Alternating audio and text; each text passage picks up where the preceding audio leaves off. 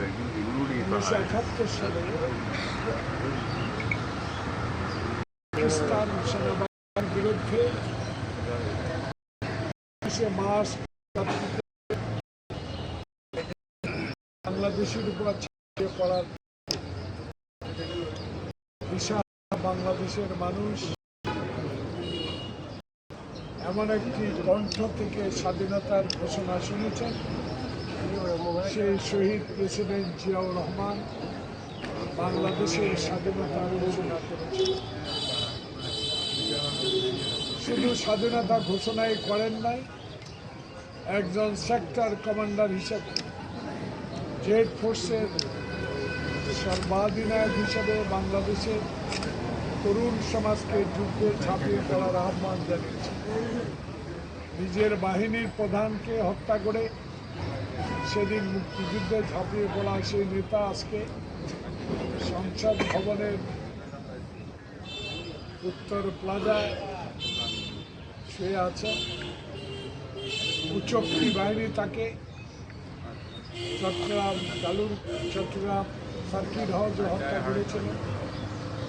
তারপরেই বেগম খালেদা জিয়া বাংলাদেশ জাতীয়তাবাদী দলের হাল ধরে কয়েকবার সরকার গঠন করার তৌফিক দান করেছে দেশের জনগণ।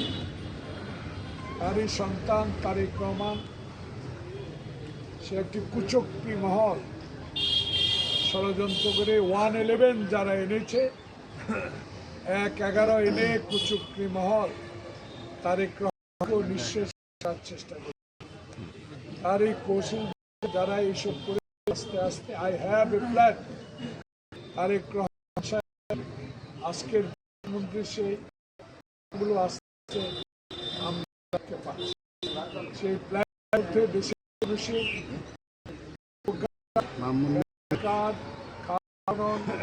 মসজিদ ইমাম মুয়াজ্জিন খতিবদেরকে সরকারি আনা সব চালিয়ে যাবে। যারা তারেক রহমানকে বিশ্বাস করার চেষ্টা করেছিলেন, আজকে সেই বাংলাদেশের ভোটে ভোটে আমরা অসংখ্য কর্মী যারা জীবন লড়াই করে আমাদের কিছু নেতা, আমি পৌরসভার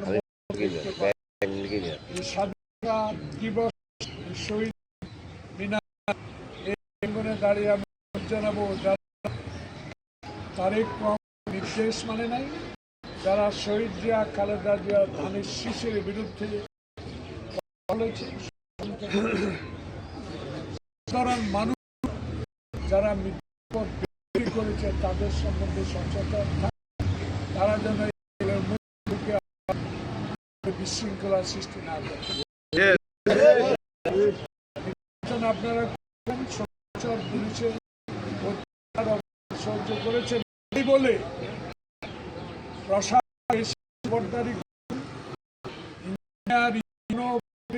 সকল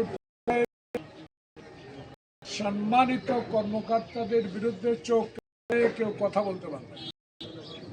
তারা সরকারি কর্মকর্তা, তাদের বিরুদ্ধে অভিযোগ থাকলে তার ঊর্ধ্বতন কর্তৃপক্ষকে লিখিতভাবে তার সাথে অপমানজনক করা যাবে না।